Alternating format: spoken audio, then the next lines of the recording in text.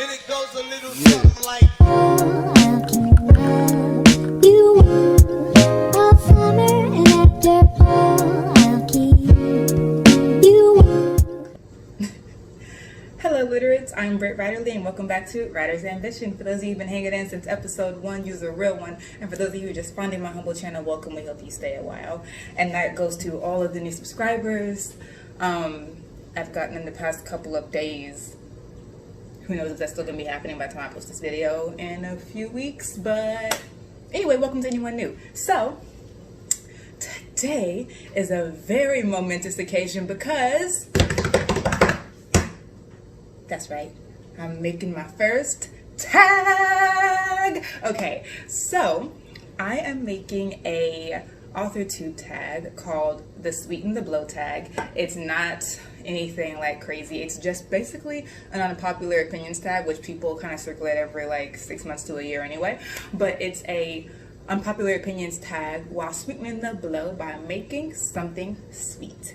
So I am making mini apple pies today. It's a 2-ingredient recipe, so never fear. All you need is cinnamon rolls and, where is it? Pie filling. This is just great value. It was $1 or something, I'm sure. I've already put it in this bowl just for my own ease. But that's literally all you need. Everything else is just put it together the right way. So let's get started. And I'll narrate as I remember to. I'll edit it in post. Okay, so questions. Number 1, your writing pet peeve. Preset your oven to 375, by the way. I already have done that, so you'll hear at some point a like very loud beep. That's just the oven saying put something in me. Okay. Woo! So, number 1, your writing pet peeve. So my writing pet peeve for myself and for books that I read are writing echoes. So it's always been a pet peeve of mine. I didn't always know what they were. I just learned this from Alexa Dunn. And I'll post the video below because it's so helpful. And she makes very, very helpful educational videos. I'll make sure to link that video below. But writing echoes are a pet peeve of mine. Writing echoes are essentially when you repeat a word or a phrase in the same sentence, the same paragraph, or if it's a super specialized and recognizable phrase, even in the same book. Like saying, the dark road was very dark. That's redundant, but it's also like a writing echo, and it takes opportunities from writers from enlivening the world with more descriptions, and it is disruptive to the reader. I can attest because it annoys the crap out of me and it kind of takes you out of the story. To me, it's like the hiccup. It's like, wait, didn't we just? So it's a pet peeve for me. I hate to hear it. 2, a trope that seems very popular on the market right now that you hate and why. So, pause. You just put them in there. This is a muffin tin. You put them in the muffin tin, regular like. I'm just gonna set this aside. Do not throw this away yet. And by this I mean the cream cheese, not the carton. Keep the cream cheese. You're gonna need it a little later. I'm just gonna press these down as best I can. It's yeast, so it's gonna rise, but you still want to press it down and up into a sort of like, I don't know, into a sort of like, press it down and up, please. Okay, so a trope that's very popular on the market right now that I hate is a strong word, but it's not for me. It's Black retellings. Here's the thing. I was real hyped to listen to because I'm on an audiobook kick right now. I read a lot for my dissertation, so I'm not really trying to have to read other things as well. So audiobooks are where it's at for me. I was very excited to listen to I think it's called the Nightverse trilogy by L.L. McKinney. So I listened to A Blade So Black. Narrator was fine. Narrator was good, on point. And I recognize that the story is nice. Like the L.L. McKinney's writing of, I can't even remember her name, the main's mother, spot on. That was not the oven. That was my internet connection that beeps every 15 minutes for some reason. Anyway, but that was the oven. I love the way she writes. Alice. I'm so crazy. Alice. I love the way Alice's mother is written. I think it's super, super on the head for Black mothers who are being tried. So I think the story is well written. I was just surprised that, like, even though I was like, oh my gosh, this mother is so funny. Alice is not, she's a superhero, yeah, but she's not this like strong Black woman trope where she doesn't feel any fear and she like came out the womb fighting. That's not it. Alice feels, she hurts, she gets scared, she freezes in the moment. Like, she's so undeniably human, and I love that. I still just wasn't into it because I realized that I'm not really one for, it's like XXX but Black. I'm not into it. Even if the story is well done. So, third question, an assumption that people, even other writers, make about writing that you resent. So I resent the assumption or like the claim that you have to write every single day to be a good writer. I think that it's elitist and it doesn't account for other parts of the writing process, like imagining, like getting distance to gain perspective, like reading in your genre, like having another job that requires a lot of you, like being a parent, whether you're in a single parent situation or not, like having to take care of parents, like having to have multiple jobs to take care of parents or whoever else. Like, it just doesn't account for you not having a lot of other more pressing things to do. It's sort of, it's like, you know, the art is preeminent, and it's sometimes that's just not always the life that writers get to live. So I resent that every single time I hear it. Number 4, character type you struggle with writing but think is necessary to a story. Antagonist. Here's the thing.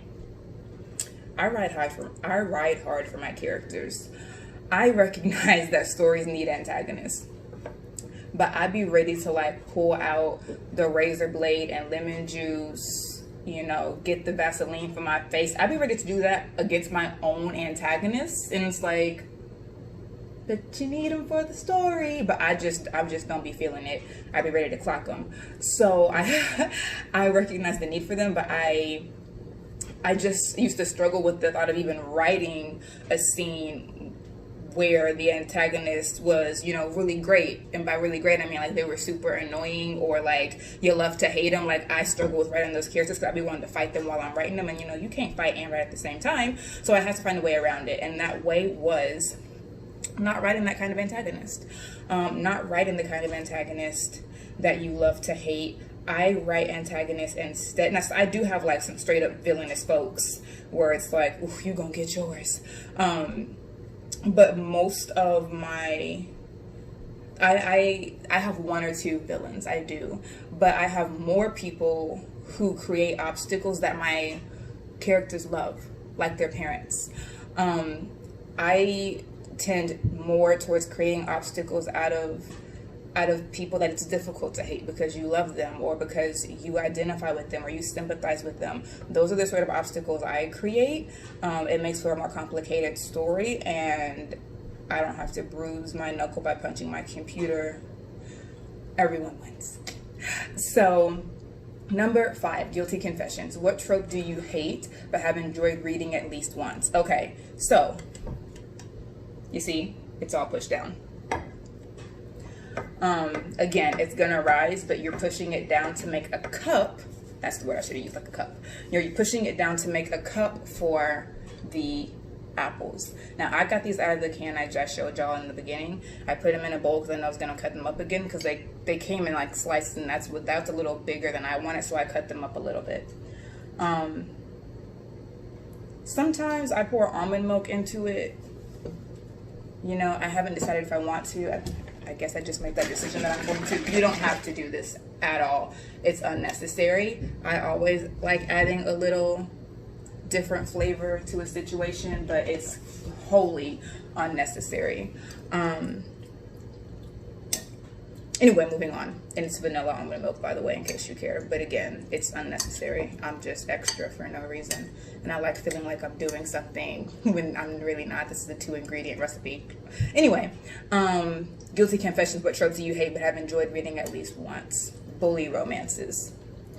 I cannot stand that if so-and-so pushes you in the sandbox, it means he, she, they like you. I think it's a terrible and a dangerous thing to teach our children.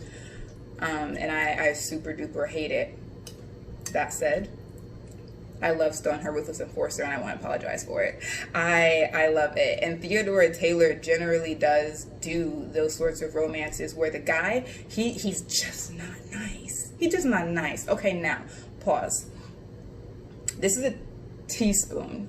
You do not need to put a lot. Whatever fruits you choose, and you can choose any fruit. I made mini strawberry pies the other day. You can use whatever fruit you want to. You don't need to put a lot of it in there. Why? Because, like I said, the joint is gonna rise. So the more fruit you put in there, the more likely it is to overflow when it does start to rise. Now, if it overflows, it's not a problem. Like, you can still eat it. It's just gonna be a little sticky on the outside. Anyway, Stone, Her Ruthless Enforcer by Theodora Taylor, which I mentioned in my Black Booktubers tag.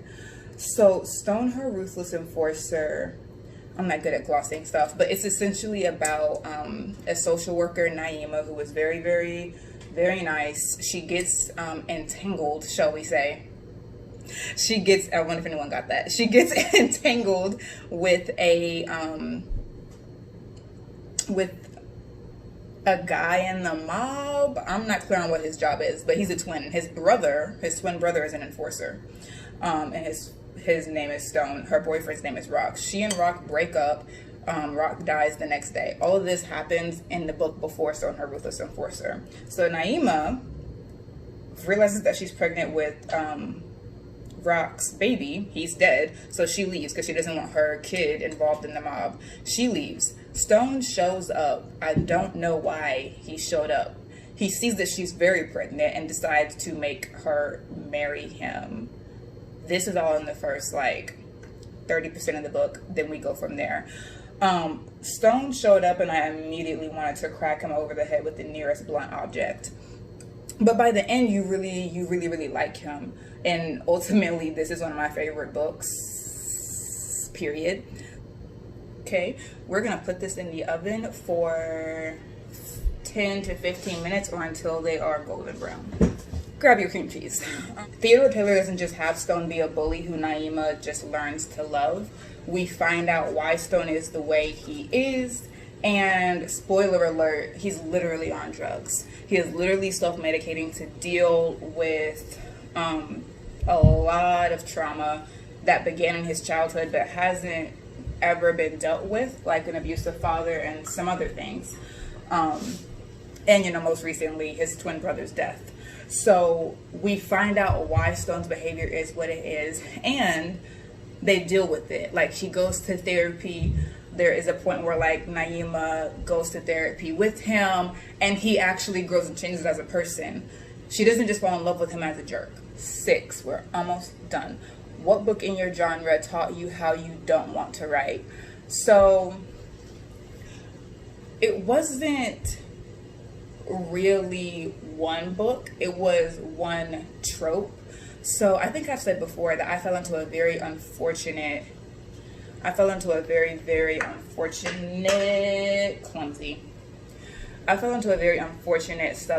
in YA fantasy of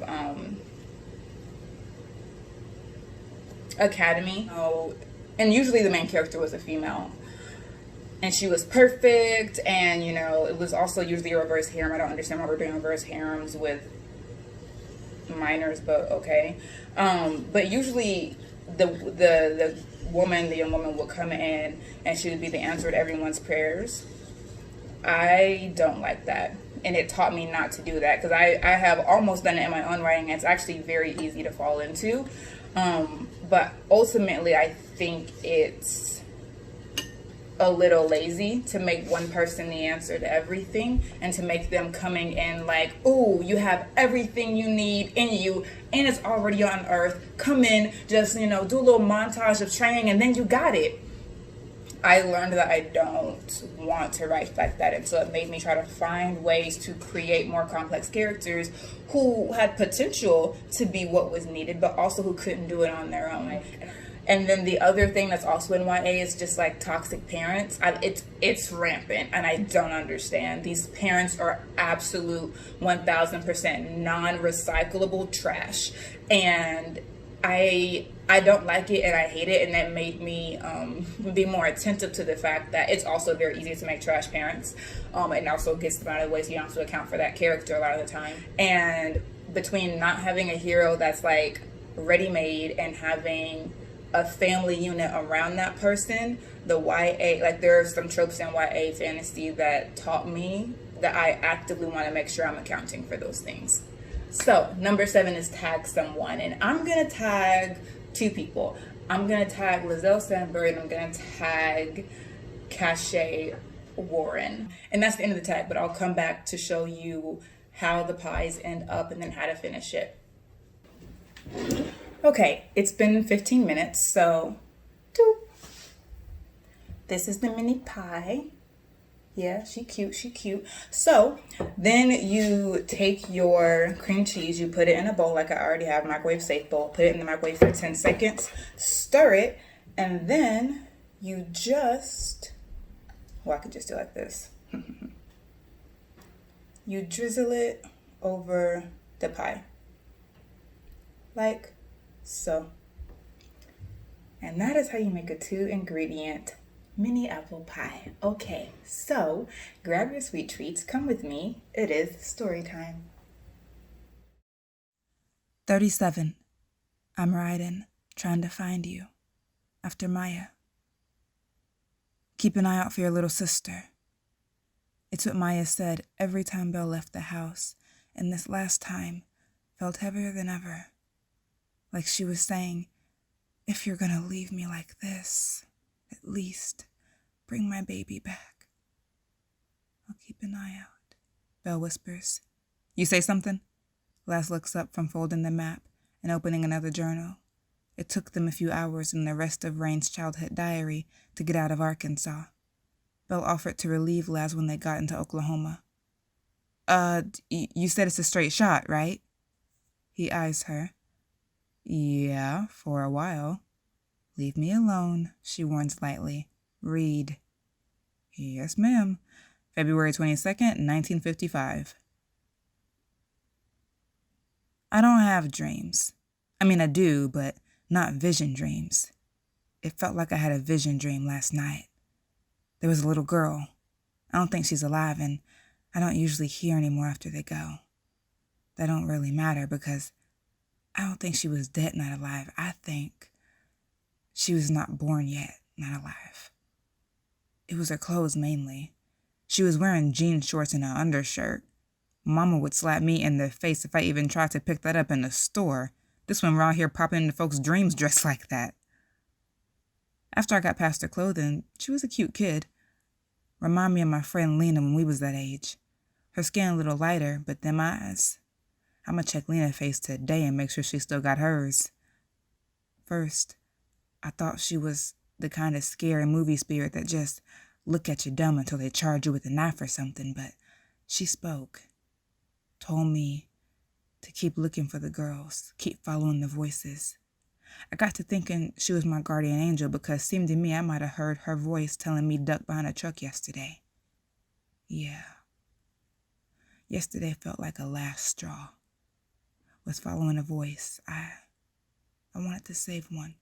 Just one out of all these years. Only ended up seeing him snap her neck and dump the body like so much trash. That and almost getting caught myself. That's when I heard her tell me get down. I asked if that was her, like she'll say truth, but she say it was. That I can't die, and I can't give up. That I gotta find the voices, but not just the ones around here. I gotta listen, for the voices of girls don't end up dumped in Esperanza. Say I might actually be able to save someone then. Sound real good to me. I ask her more questions, but she sort of fade away and tell me she be seeing me. I hope so. That way I can learn more about the other voices I might could save. Little Lovey might just be the answer. Watch out! Belle writes the will, narrowly avoiding running a Prius off the road. Lena? What? Les demands. Do you need me to take over? Read the journal. Did she say Lena? And Lovey? She pulls the RV to a jerky stop on the side of the road. Great River will rip you a new one if you... My sister! Did she find my sister? Reach your full potential every Tuesday with Britt Ratterly's Writer's Ambition. Then embrace adventure every Tuesday, Wednesday, and Thursday with Eliza Black. Don't leave us hanging. We'll see you soon.